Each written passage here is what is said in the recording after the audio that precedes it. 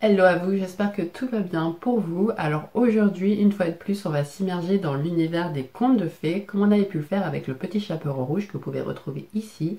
D'ailleurs, j'en profite pour vous remercier pour le très bon accueil qui a été fait à cette vidéo, puisque c'est celle qui a le plus pris et qui se développe assez rapidement, donc ça fait très plaisir. Merci également à tous ceux qui se sont abonnés, qui prennent le temps à chaque fois de laisser des likes ou de commenter, ça permet vraiment aussi de faire développer la chaîne, donc ça fait très plaisir.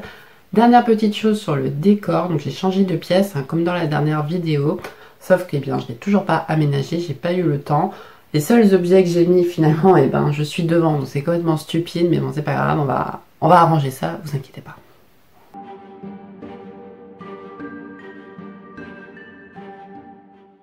Nous allons tout d'abord commencer cette vidéo consacrée aux contes de fées à une petite histoire, et croyez-moi, vu qu'on parle de contes, vous allez en manger des histoires dans cette vidéo, donc je pense que c'est une vidéo qui peut très bien se prêter à l'audio, donc c'est-à-dire que si vous voulez faire autre chose en même temps et pas vous coltiner ma tronche, c'est tout à fait envisageable, vous mettez en fond, vous faites votre vie en même temps et vous écoutez, ça fonctionne.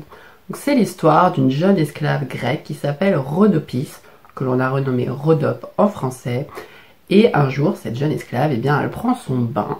Et pendant qu'elle prend son bain, elle a une servante qui lui prépare un petit peu ses vêtements pour que dès qu'elle sorte du bain, elle puisse s'habiller. Et parmi ses vêtements, il y a des sandales. À un moment donné, donc la servante se saisit de l'une des sandales et sploum, truc improbable, il y a un aigle qui débaroule, qui s'empare de la sandale et qui se barre avec. En fait, cet aigle, il va parcourir une longue distance puisqu'il va aller déposer cette sandale sur les genoux du roi d'Égypte, donc Psamétique II, le pharaon, qui à ce moment-là était en train de donner la justice en plein air. Donc le pharaon, forcément, il est un petit peu choqué déjà par l'étrangeté de la situation, et quand il prend la sandale, il trouve qu'elle est extrêmement jolie, délicate, et il imagine que la personne qui est la propriétaire de cette sandale est forcément également jolie et délicate. Donc ce qu'il va faire, c'est qu'il va envoyer des émissaires à travers toute l'Égypte pour essayer de retrouver le pied qui irait parfaitement dans cette sandale. Et c'est à Naucratis que l'on va retrouver la propriétaire du soulier, c'est la fameuse Rhodopis, qui va être amenée au pharaon d'Égypte et les deux vont finir par se marier. Donc cette petite histoire qui a été retranscrite par écrit, on la retrouve dans la Geographica de Strabon. Donc Strabon, c'est un historien géographe grec qui a vécu environ entre 64-63 avant notre ère jusqu'à 24 après. Et on considère que cette petite histoire, c'est la variante la plus ancienne, retranscrite en tout cas, de ce fameux conte que nous connaissons sous le nom de Cendrillon. Je pense que vous aviez deviné simplement en lisant le titre de la vidéo, mais j'avais envie de faire une petite intro mystérieuse, donc voilà.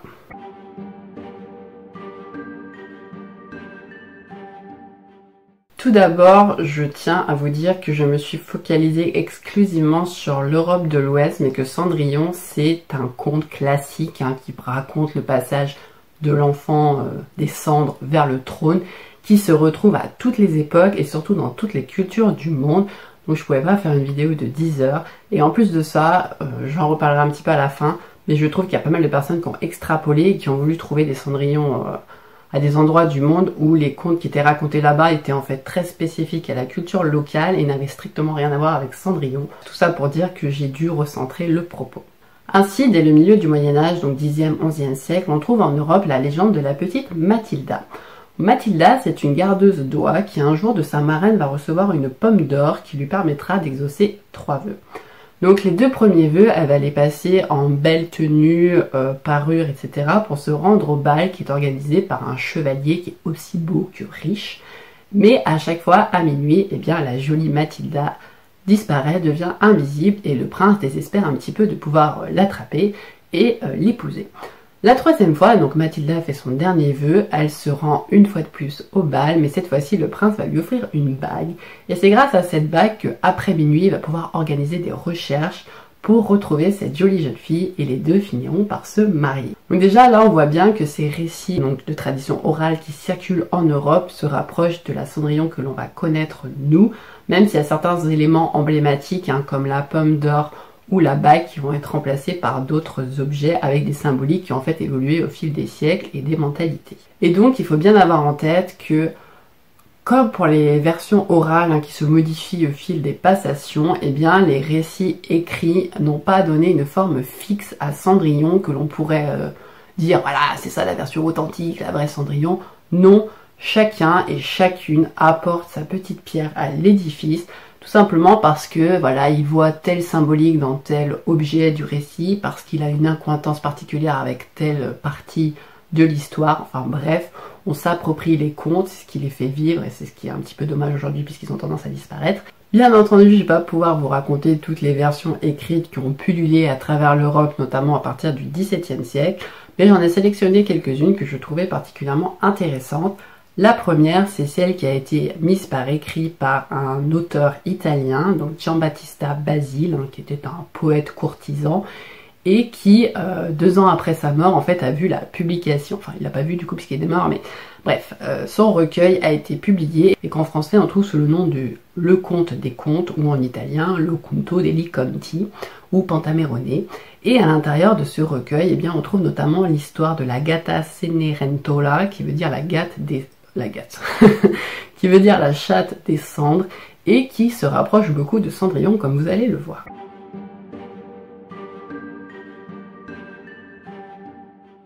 Pour faire court, que nous raconte l'histoire de la Gatta Cenerentola? Eh bien, raconte l'histoire de Zezola, donc c'est l'héroïne du récit, qui voit son père se remarier avec une marâtre qui va lui mener la vie un petit peu difficile, sauf que Zezola, elle a quand même la chance d'avoir une gouvernante avec qui elle s'entend très bien, et voilà, elle lui fait part un petit peu de tous ses déboires, et les deux femmes, à force, vont finir par se monter le bourrichon, au point que Zezola va un petit peu convaincre sa gouvernante qu'elle pourrait devenir la femme de son père à la place de l'autre, et la gouvernante va se laisser un petit peu entraîner et lui proposer un plan assez machiavélique qui consiste en fait à attirer la belle-mère dans un guet-apens.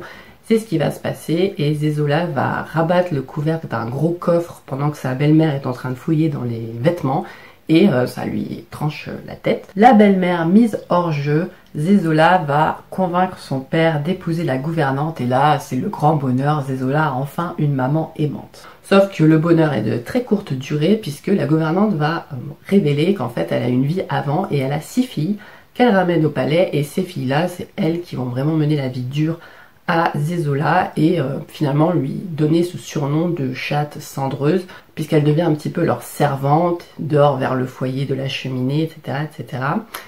Et ce qui va se passer, c'est qu'un jour, Zezola va tomber sur une figure protectrice un petit peu, puisqu'à un moment donné, elle se penche à la fenêtre de sa chambre pendant que son père et sa nouvelle belle-mère sont en train de faire leur lune de miel, c'est assez explicite dans le texte.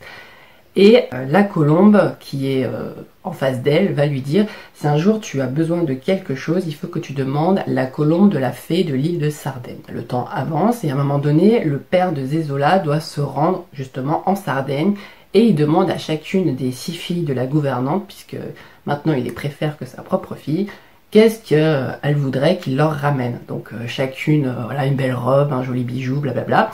Et un petit peu par ironie, il demande à Zezola, et toi, est-ce que tu as envie de quelque chose? Et Zezola lui dit, ben oui, il faut que tu contactes la fée de l'île de Sardaigne, et si tu le fais pas, tu pourras jamais revenir.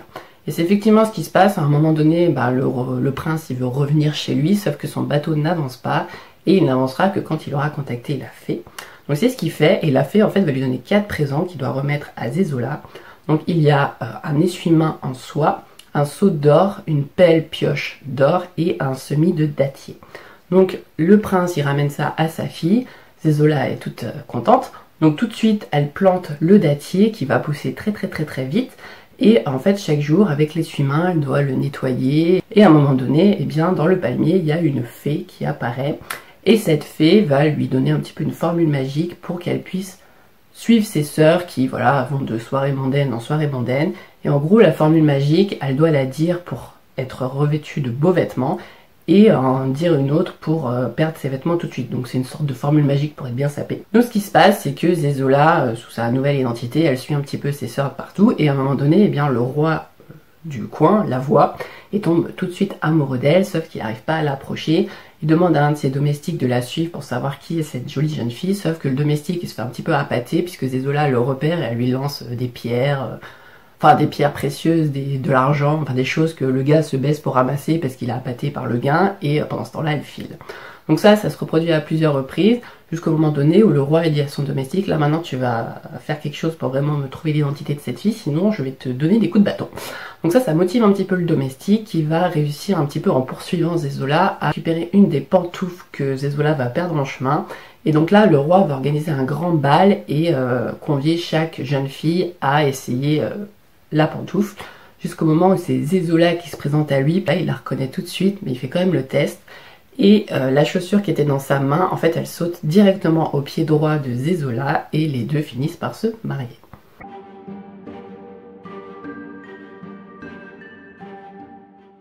Avant d'aborder les versions de Charles Perrault et des frères Grimm, je voudrais m'arrêter sur un dernier récit, donc celui raconté par Marie-Catherine d'Aulnoy, donc la baronne d'Aulnoy, qui était une femme littéraire très importante à son époque, donc fin 17e, qui a publié notamment 2 recueils très importants pour l'histoire des contes de fées. Le premier s'intitule Contes des fées et les deuxièmes Contes nouveaux. Et c'est à peu près concomitant à l'époque de Charles Perrault, donc c'est pas du tout qu'ils se sont copiés.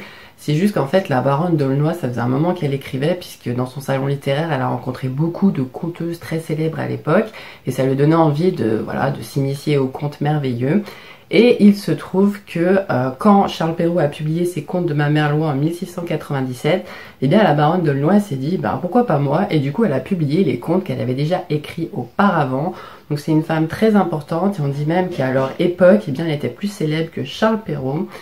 Et si vous voulez, la postérité n'a retenu que les versions édulcorées et masculines, mais il faut savoir que c'était très courant pour des femmes de raconter ou d'écrire des contes. Je le rappelle aussi, contes de fées à notre époque, ça nous fait penser à l'univers enfantin, mais au fin 17e, 18e siècle, c'est un genre qui est issu des traditions populaires orales, mais il est destiné à un lectorat bourgeois, noble et surtout adulte. Donc la baronne d'Aulnoy, on aura l'occasion de revenir sur ce personnage puisque c'est vraiment une personnalité assez épique. Il lui est arrivé plein de choses dans sa vie, elle a notamment participé à des complots pour éliminer un mari, enfin bref, c'est pas mal, donc on reviendra là-dessus. Mais pour aujourd'hui, on va s'intéresser à son conte qui s'appelle Finette Cendron. Et vous allez voir, c'est une sorte de syncrétisme entre le Petit Pousset et la Cendrillon que l'on connaît aujourd'hui.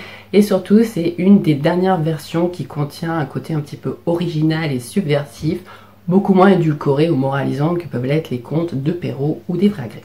Finette Cendron raconte l'histoire d'un couple royal qui est malheureusement tombé dans la pauvreté et qui doit travailler pour survivre. Sauf que les parents se rendent compte au bout d'un moment que leurs 3 filles, Fleur d'amour, Belle de nuit et Fine oreille, Finette, la petite dernière, sont très paresseuses et que ce sont des bouches à nourrir en plus et qu'ils s'en passeraient bien. Donc ils élaborent un plan et la mère finit par dire écoute, ce qui est le mieux c'est d'aller les perdre dans la forêt et puis après elles se débrouillent et nous comme ça on a peut-être une chance de survivre. Le problème c'est que la petite Fine oreille entend par le trou de la serrure et que tout de suite elle se précipite chez sa marraine, la fée Merluche, qui va lui donner une pelote de fil incassable et lui dire d'en attacher un bout à la porte de la maison familiale, comme ça quand leur mère va les perdre, eh bien elle pourra rentrer à la maison en suivant le fil. Donc c'est ce qui va se passer et les sœurs de Finette vont lui dire écoute, si tu arrives à nous ramener à la maison, nous on te donnera tous nos plus beaux jouets, il n'y a pas de problème, etc. Donc Finette ramène ses sœurs saines et sauves à la maison familiale, sauf que arrivées là-bas, les 2 filles aînées entendent leur père dire que bon ça va, la perte de ses filles ça le traumatise pas plus que ça, à part Finette qui lui manque quand même un petit peu.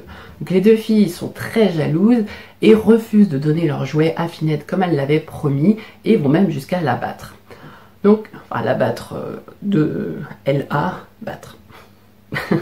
Et donc du coup, la deuxième fois, puisque la mère ne désespère pas d'y arriver, Finette retourne voir sa marraine Merluche, et cette fois-ci Merluche lui dit écoute, prends ce sac de cendres, et quand tu vas dans la forêt, tu mets des cendres devant toi, et puis tu marches dedans, comme ça, pour rentrer, tu n'auras qu'à suivre tes pas dans la cendre. Donc Finette, c'est ce qu'elle fait la deuxième fois, sauf que sa marraine l'avait bien mise en garde, et lui avait dit par contre, tu rentres seule à la maison, tu laisses tes sœurs dans la forêt, tu ne les secours pas. Mais Finette, elle se sent quand même, c'est ses sœurs quoi, donc elle désobéit à sa marraine et elle ramène tout le monde à la maison. La troisième fois, eh bien, Finette n'ose pas aller voir sa marraine pour qu'elle lui donne un stratagème, et ce qu'elle va faire, c'est qu'elle va simplement emmener un coffre que sa marraine lui avait offert auparavant avec des jolies parures et des jolis bijoux à l'intérieur. Les 2 filles aînées, elles imaginent une sorte de plan, elles disent si on laisse des poids quand on marche, eh bien on n'aura qu'à suivre le chemin pour rentrer, sauf que au moment où ça arrive, elle se rend compte que les pigeons ont mangé tous les pois, donc il n'y a aucun moyen de rentrer à la maison. Et donc elle cherche un petit peu de quoi se nourrir dans la forêt, jusqu'au moment où elle tombe sur un gland posé au sol. Et Finette, tout de suite elle arrive, elle fait non, non, faut pas le manger, il faut le planter, c'est mieux. Donc elle réussit à convaincre ses sœurs, elle plante le gland et au bout d'un moment, eh bien, ça devient un grand chêne et chaque jour, Finette monte dans l'arbre en essayant d'apercevoir une sorte de signe de civilisation. Et c'est ce qui va se passer puisque à un moment donné, au loin, elle voit un palais d'émeraudes et de diamants et les deux filles aînées sont hyper excitées, donc elles ouvrent le coffre de Finette, elles lui prennent tous ses jolis vêtements, ses jolis bijoux, puisqu'elles imaginent que le château est habité par un joli prince, et elles laissent que les guenilles à Finette. Bon, malgré tout, les trois se rendent au palais, sauf que pas de bol, la personne qui ouvre la porte est une ogresse et elle les met tout de suite dans la cave en se les réservant un petit peu pour plus tard. À force de stratagème, les trois filles arrivent toutefois à se débarrasser de l'ogresse et de l'ogre et elles prennent possession du palais. Donc les deux filles aînées sont bien habillées, se rendent à des soirées mondaines et Finette est reléguée au rang de Cendrillon dans le sens où elle a un petit peu la boniche et puis que voilà, elle dort vers le foyer de la cheminée avec toute la symbolique qui va avec. Sauf qu'un jour, justement, dans les cendres de la cheminée, elle trouve une clé d'or qui ouvre un coffre en fait avec des tenues encore plus belles que celles de ses sœurs. Et elle s'habille ainsi, se rend au bal en même temps que ses sœurs qui ne la reconnaissent pas et elle se fait nommer Cendron. Et un jour, en rentrant du bal, eh bien Finette, elle perd l'un de ses souliers, donc une mule de velours rouge brodée de perles, et c'est le fils aîné du roi, le prince Chéri, qui trouve la mule et promet tout de suite que s'il retrouve la propriétaire de cette mule, eh bien il l'épousera. Donc là on suit le schéma classique, hein, toutes les jeunes filles viennent pour essayer la mule, ça va au cul. Et à un moment donné, bien sûr Finette qui n'a pas été invitée à se rendre au palais puisqu'elle est habillée de ses guenilles, hein, elle ressemble pas du tout à la jolie jeune fille qui pourrait porter une mule de velours, eh bien elle trouve devant sa porte le cheval de sa marraine, qui l'amène jusqu'au palais et en fait au moment de se rendre au palais, elle dépasse ses sœurs qui elles-mêmes s'y rendent pour aller essayer la mule et elle leur dit « Altesse, Cendrillon vous méprise autant que vous le méritez ». Elle les éclabousse debout et puis elle arrive eh bien, au palais avant elle, la mule lui sied parfaitement puisque c'est la sienne, mais n'étant pas rancunière, Finette accepte finalement d'aider sa famille et donc elle va supplier un petit peu le roi de rendre ses terres à son père. Et elle va aussi pardonner à ses sœurs et puis les faire venir au palais, leur donner des jolis vêtements et leur trouver un parti convenable.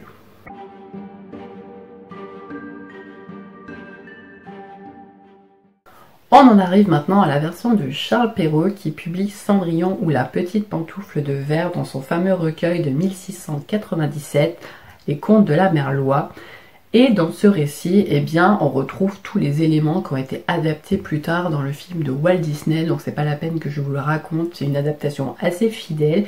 Il y a juste un petit point qui me semble assez important à relever, notamment en comparaison à la version des frères Grimm, c'est que la Cendrillon de Perrault semble avoir un rôle beaucoup plus actif, c'est-à-dire qu'on imagine que la troisième fois qu'elle se rend au bal, c'est volontairement qu'elle laisse sa pantoufle de verre dans l'escalier, et ainsi elle précipite un petit peu les événements qui vont la mener des cendres jusqu'au trône. C'est elle qui devient maîtresse de son destin, alors que dans la version des frères Grimm, c'est un petit peu le prince qui essaye de piéger Cendrillon, notamment en enduisant eh bien, l'escalier de poids pour essayer de retenir quelque chose qui lui appartiendrait, pouvoir la retrouver, l'attraper et puis l'épouser. Donc ça change un petit peu la perspective, c'est-à-dire que chez Charles Perrault, comme dans Le Petit Chaperon Rouge, finalement, la figure féminine, c'est vraiment elle l'héroïne, elle n'est pas passive. Et même si pour Le Petit Chaperon Rouge, ça finit de manière funeste, alors que Cendrillon non, et bien c'est elles-mêmes qui sont maîtresses de leur destin, alors que chez les frères Grimm, on a souvent cette figure masculine un peu salvatrice qui vient sauver la situation ou qui domine le récit. Également, quand on pense à la version de Charles Perrault, on ne peut pas s'empêcher de rentrer dans ce fameux débat sur l'homophone vert-vert, donc c'est-à-dire qu'il y a pas mal d'auteurs à partir d'Honoré de Balzac qui ont lancé une sorte de débat un petit peu futile sur ce mot. On imagine que Perrault se serait trompé en écrivant vert, V-E-2-R-E, et qui voulait en fait dire vert, V-A-I-R, c'est-à-dire une pantoufle en fourrure de petit gris, donc c'est un animal qui se rapproche de l'écureuil. Là-dessus, je vais être assez catégorique puisque je trouve que Honoré de Balzac, Pierre Larousse et tous ceux qui ont défendu cette thèse d'une erreur de Perrault, je les trouve un petit peu gonflés parce que bon Dieu les gars, Charles Perrault était à l'Académie française, donc vous imaginez un gars comme ça faire une une erreur aussi stupide. Ça me paraît complètement aberrant, et en plus de ça, quand même, il faut bien avoir en tête qu'on est dans un conte de fées, donc on admet, quand on rentre dans ce type de récit, que le merveilleux va y tenir une place importante. Et donc si on veut bien rentrer dans ce délire et ne pas avoir de problème avec le fait qu'une citrouille, ça va devenir un carrosse, que des lézards, ça va devenir des laquais, des rats, des domestiques, pourquoi ne pas accepter des pantoufles en verre? Qu'est-ce que ça a de plus extraordinaire? C'est pareil. Et surtout, il faut bien avoir en tête que Charles Perrault, c'est un gars qui, dans tous ses récits et ses contes, il y adjoint un symbolisme très important. Par exemple, le choix du lézard qui devient un laquais, c'est parce que, à son époque, c'était assez courant de colporter un petit peu les rumeurs comme quoi les laquais c'était des gars flemmards, paresseux, et rien de tel que l'image du lézard qui se prélasse au soleil pour faire penser à la paresse, et donc lézard devient laquais, c'est logique. Et les pantoufles en verre, c'est aussi logique, puisque à l'époque de Perrault, le verre, c'est pas comme aujourd'hui, hein, c'est un matériau qui est noble et rare, autant que le cristal, et en plus de ça, vous imaginez bien que ça implique quand même une personnalité fine, légère, délicate, assez habile pour chausser de tels souliers et ne pas les briser. Donc ça renforce l'image de perfection, de délicatesse, d'élégance de Cendrillon, et ça sied parfaitement au récit, puisque c'est par sa bonté et sa personnalité exempte de tout défaut que Cendrillon passe des cendres au trône. Donc franchement, moi je donne raison à Anatole France qui disait très justement: je vous avais pourtant bien dit de vous défier du bon sens. Cendrillon avait des pantoufles non de fourrure, mais de verre, d'un verre transparent comme une glace de Saint-Gobain, comme l'eau de source et le cristal de roche. Ces pantoufles étaient fées. On vous l'a dit, et cela seul lève toute difficulté. Un carrosse sort d'une citrouille. La citrouille était fée. Or, il est très naturel qu'un carrosse fée sorte d'une citrouille fée. C'est le contraire qui serait surprenant. En vrai, s'il devait y avoir un débat sur le titre, hein, la petite pantoufle de verre, eh bien ce serait pas tellement sur le mot verre, puisqu'en plus de ça, si on va au fond du délire et qu'on admet que la pantoufle est faite de fourrure, bah vous imaginez bien que c'est un matériau qui est quand même vachement plus malléable que le verre. C'est-à-dire que n'importe quelle fille qui mettrait son pied dedans, eh bien elle pourrait rentrer son pied, donc comment on reconnaîtrait Cendrillon? Mais si on va au-delà de ça, et qu'on voulait absolument faire un débat exceptionnel sur le sujet, on pourrait plutôt se poser la question du terme pantoufle, puisqu'à l'époque de Charles Perrault, une pantoufle, eh bien c'est une chaussure en fait qui n'a pas de talon, c'est-à-dire qu'on peut rentrer son pied comme une tongue, hein, elle est retenue par rien derrière, et du coup on se dit mais comment ça peut aller parfaitement à un pied s'il n'y a rien qui met une limite à la chaussure? Là-dessus, on peut en débattre. En tout cas, n'hésitez pas à me dire en commentaire ce que vous en pensez, si vous n'adhérez pas à ma thèse et que vous êtes plutôt team fourrure. Donnez-nous vos arguments.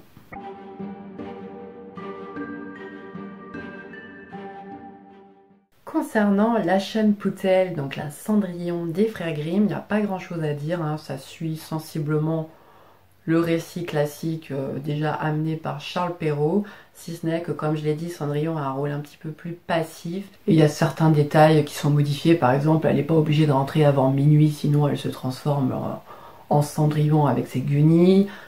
Elle se rend au bal à 3 fois et à chaque fois il y a une espèce de progression avec des vêtements de plus en plus beaux et des souliers qui sont modifiés. À la base, ce sont des escarpins de soie brodés et puis après ça devient des escarpins en or. Mais bon, concrètement, le récit est plus ou moins le même, donc c'est pas la peine de rentrer dans les détails. Mais je vais quand même profiter de l'occasion pour présenter un petit peu les frères Grimm, hein, qui sont des personnages hyper importants dans la transmission des contes en Europe. Et comme j'avais présenté Charles Perrault à l'occasion du Petit Chaperon Rouge, je me suis dit, c'est le moment, lance-toi. Donc petite biographie très rapide avant de finir sur la symbolique de Cendrillon, en tout cas tout ce qu'on n'a pas encore dit. Donc les frères Grimm, c'est postérieur à Charles Perrault, hein. Jacob est né en 1785 et Wilhelm en 1786. Et même si au fil de la vie on va les pousser vers des études de droit, c'est des gars qui dès le début sont surtout intéressés par le milieu littéraire et ils vont devenir de grands grammairiens et de grands philologues, hein, c'est-à-dire que ils vont toujours chercher à retranscrire l'essence d'un texte en remontant dans son histoire, en faisant l'étymologie des mots et ce genre de petites choses. Mais pour ce qui nous concerne aujourd'hui, tout ce qui est légende, conte, récits oraux, eh bien les frères Grimm, c'est dans les années 1810 qu'ils vont commencer à compiler tout ça pour les faire sortir au grand public. Malheureusement pour eux, le succès ne va pas être au rendez-vous puisqu'ils vont être beaucoup critiqués, notamment sur leur première version de 1812 qui contenait 86 histoires, donc destinées à un public enfantin normalement, mais ça va être très mal reçu puisqu'on va les critiquer notamment sur leur approche scientifique des thèmes des contes, leur vocabulaire et ce genre de petites choses. Et également, on va considérer que les thèmes abordés ne sont pas en adéquation avec l'univers mental d'un enfant. Et donc, durant leur vie, ils vont réaménager ce recueil et de leur vivant sortira 7 éditions différentes. En fait, au fil des versions, déjà, il y a des nouvelles histoires qui vont arriver, puisqu'on arrivera à un résultat qui dépasse les 200 histoires. Aujourd'hui, quand vous cherchez le recueil des contes de Grimm, il contient, le canon officiel, c'est 201 histoires.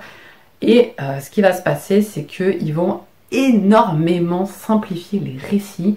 C'est pour ça qu'aujourd'hui on a du mal à imaginer que ces contes de fées, à l'origine, c'était des récits hyper trash qui abordaient ce qui est aujourd'hui assez tabou comme la sexualité, l'inceste, le viol, ce genre de choses. À l'époque des frères Grimm, c'est très mal vu. On est dans une Allemagne huguenote, donc assez austère, et il faut s'adapter à son public, et c'est pour ça qu'ils vont produire des contes un petit peu plus sages, même si par exemple dans Cendrillon, contrairement au Petit Chaperon Rouge, eh bien, il se démarque de Perrault dans le sens où la fin n'est pas forcément joyeuse, puisque Cendrillon ne pardonne pas à ses belles-sœurs, et elles sont en fait carrément rendues aveugles par des pigeons qui sont les amis de Cendrillon, et qui vont percer leurs yeux, et même au moment d'essayer le soulier de verre, eh bien elles vont se mutiler le talon et les orteils pour pouvoir faire rentrer leurs pieds à l'intérieur, donc c'est beaucoup plus trash. Mais malgré tout, c'est quand même moins trash en fait que les versions que les frères Grimm avaient d'abord rencontrées dans leur pays, puisque là-bas, le châtiment des belles-sœurs, c'était de danser jusqu'à ce que mort s'en suive dans des chaussures chauffées au métal rouge là. Donc c'était un petit peu plus gore, mais c'était un petit peu une sorte d'allégorie pour représenter la tentation du mal et les châtiments qui s'en suivent si jamais ça se passe mal. Ça fait un petit peu penser aux images qu'on a de l'Inquisition, ce genre de choses, donc c'était le climat de l'époque. Donc les frères Grimm, eux, ils n'ont pas forcément parcouru la campagne allemande pour recueillir leurs histoires. Ils ont surtout 3 sources principales, donc 2 familles huguenotes et également une femme, Dorothea Willman, qui est vraiment leur source principale. Donc c'est une couturière conteuse qui est issue d'une famille cultivée française. Et eux, ils vont la représenter sous le stéréotype de la paysanne, mais c'est bien quelqu'un de cultivé qui va leur transmettre ses propres connaissances sur les contes. Donc voilà, il ne faut pas imaginer 2 gars qui se baladent de ferme en ferme pour recueillir les contes. C'est surtout voilà, des échanges avec les écrivains et les conteurs-conteuses de leur époque. Autre petite spécificité des frères Grimm, c'est que parmi toutes les histoires qu'ils ont pu retranscrire dans ces recueils, on imagine qu'il y en a certaines d'entre elles qui ont été inventées de toutes pièces, et que pour les écrire, en fait, les frères Grimm se sont un petit peu inspirés du climat romantique de l'époque et qu'ils y ont mis à l'intérieur ce qui plairait à leur public, c'est-à-dire une dimension morale huguenote et également des références purement germaniques, puisque les frères Grimm voulaient redonner un petit peu de son éclat à la langue allemande, aux traditions germaniques et ce genre de petites choses. C'est pour ça notamment que Jacob, son premier ouvrage, il va le consacrer au Meistersinger, qui correspondrait un petit peu à nos troubadours. Et c'est cette immersion progressive dans cet univers qui va donner vraiment envie aux 2 frères de faire connaître la culture traditionnelle, populaire allemande.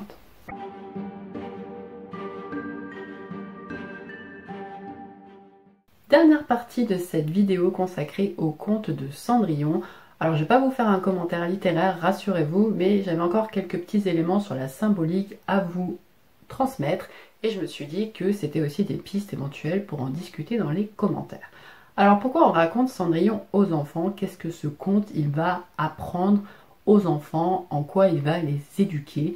Eh bien tout d'abord, première grille de lecture assez évidente, mais finalement sans doute la plus importante, c'est que Cendrillon c'est un conte qui raconte, pour ne pas me répéter, la rivalité fraternelle. C'est-à-dire qu'on explique aux enfants que c'est tout à fait normal, naturel, universel, de se sentir en compétition avec ses frères et sœurs, notamment vis-à-vis de l'amour maternel et paternel, voire qu'il est même tout à fait logique à un moment donné de sa vie de détester, voire de haïr ses frères et sœurs, notamment les plus grands, parce qu'on a l'impression qu'ils nous pourrissent la vie, qu'ils sont une sorte de modèle qu'on n'arrivera jamais à atteindre, et ça nous renvoie à l'image, nous on vit dans les cendres, on est inférieur par rapport à ses frères et sœurs, et on se sent très très mal, sauf que Cendrillon nous raconte que si on reste droit dans ses chaussures, en étant généreux, bon, etc., eh bien on arrivera à passer des cendres au trône, voire carrément, si nos frères et sœurs nous ont malmenés, à les pardonner, en tout cas dans toutes les versions sauf celle des frères Grimm,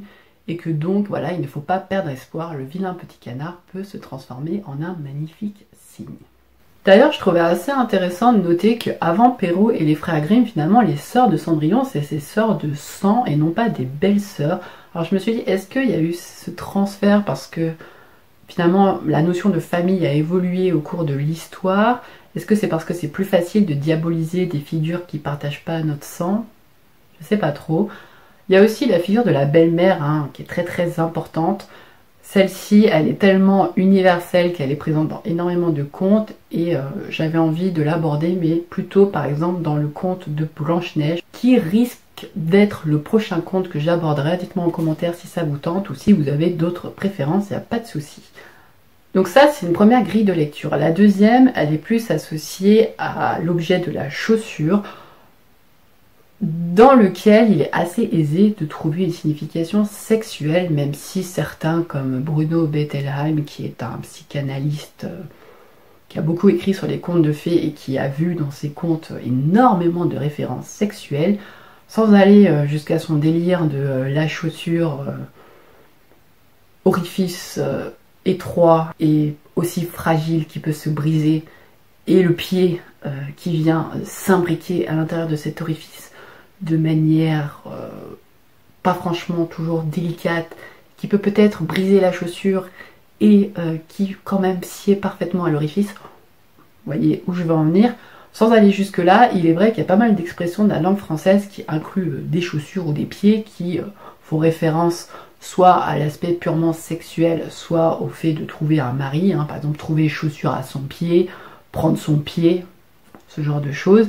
Et il y a pas mal de petites superstitions locales, hein. Par exemple dans les Pyrénées centrales, les jeunes filles qui cherchent à se marier, eh bien il est coutume d'aller pour elles déposer leurs pieds dans l'empreinte d'un Saint Aventin de l'Arboux, qui en fait pour échapper à sa prison, il était en haut d'une tour emprisonné par les morts, eh bien il avait sauté et en touchant un rocher, son pied s'était enfoncé et y a laissé une empreinte. En plus de ça, il y a d'autres traditions, par exemple les jeunes filles, jusqu'à leur puberté, elles n'avaient le droit de porter que des sabots, et c'est une fois l'acte accompli, si vous voulez, qu'elles avaient le droit de porter des souliers et des chaussures un petit peu plus sexy, si on peut dire. Et également, en termes de mariage, il y avait une sorte de tradition pour la mariée. Alors, elle ne jetait pas un bouquet de fleurs pour que les demoiselles d'honneur récupèrent, et la prochaine serait celle qui se marierait. Là, c'était de laisser sa chaussure au milieu des célibataires, et puis la personne qui récupérait la chaussure, eh bien c'est elle qui éventuellement se marierait dans l'année à venir. Et du coup, au moment de franchir la maison avec le mari qui porte traditionnellement la mariée dans ses bras, eh bien elle portait au pied un soulier et l'autre pied était nu, donc c'était un petit peu la symbolique qui marquait l'entre-deux, le passage de la jeune fille vierge innocente vers l'âge adulte, la femme mariée qui va produire des enfants avec son époux, etc. Donc effectivement, la chaussure, c'est pas un objet anodin, il a été choisi parce qu'il a une dimension sexuelle assez importante, enfin, en tout cas dans les traditions européennes. Et pour en finir là-dessus, également, il y a une autre expression qui existe, c'est se laisser déchausser. Et ça change un petit peu l'image de Cendrillon, puisqu'en fait se laisser déchausser, ben, c'est accepter qu'un homme prenne notre virginité. Et en admettant comme Perrault que c'est Cendrillon elle-même qui dépose la pantoufle dans l'escalier, elle se déchausse elle-même. Ça veut dire qu'elle sait très bien ce qu'elle est en train de faire, qu'elle est clairement en train de flirter avec le prince et qu'elle lui offre finalement sa virginité. Et qu'elle veut bien, qu'elle est assez grande, parce qu'en fait il y a cette idée quand même qu'elle se rend au bal à 3 reprises avant de laisser son soulier, donc ça veut dire qu'elle est encore hésitante. Est-ce que je quitte le foyer familial? C'est hyper excitant, mais en même temps c'est hyper flippant, qu'est-ce que je fais? Donc elle hésite, et la 3e fois, ça y est, elle a atteint finalement une sorte de maturité. elle considère qu'elle est prête et donc elle se laisse déchausser, elle laisse sa chaussure là, en sachant très bien ce que la suite va mener.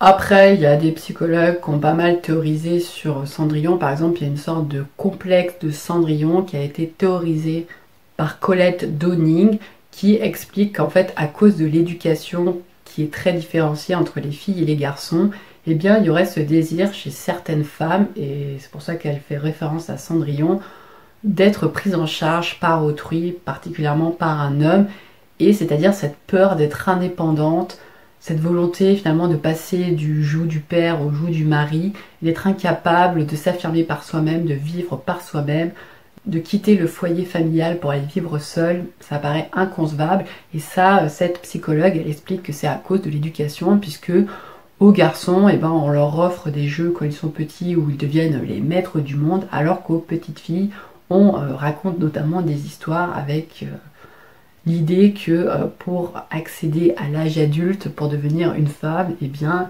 il faut être passive et attendre que le prince charmant règle les choses à notre place.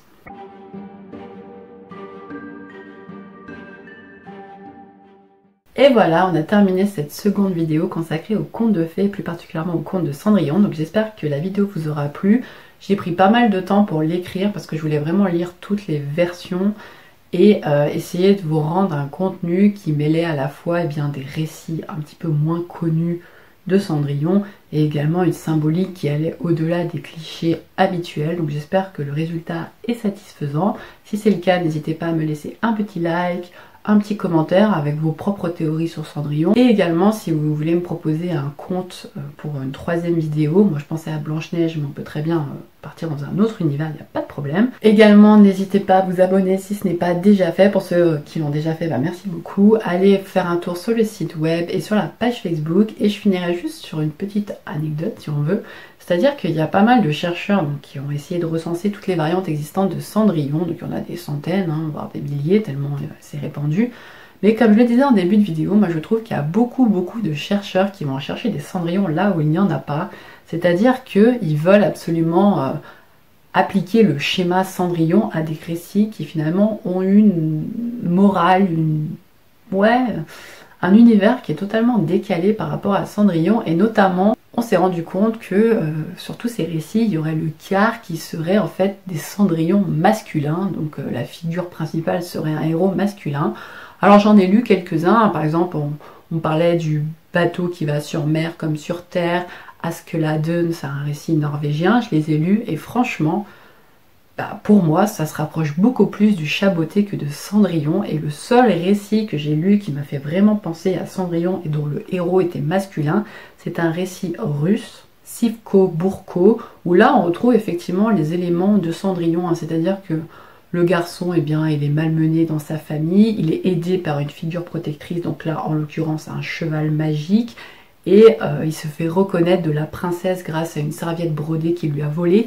Donc là, ouais d'accord, je veux bien, mais sur plein d'autres récits, franchement, j'ai pas compris pourquoi on voulait absolument en faire des Cendrillons masculins. Pour moi, c'était clairement l'histoire du Chaboté, donc du garçon qui est le dernier de la fratrie d'accord, mais qui s'en sort par la ruse, donc soit par l'aide d'un chat comme dans le Chaboté, soit par lui-même, mais uniquement par la ruse.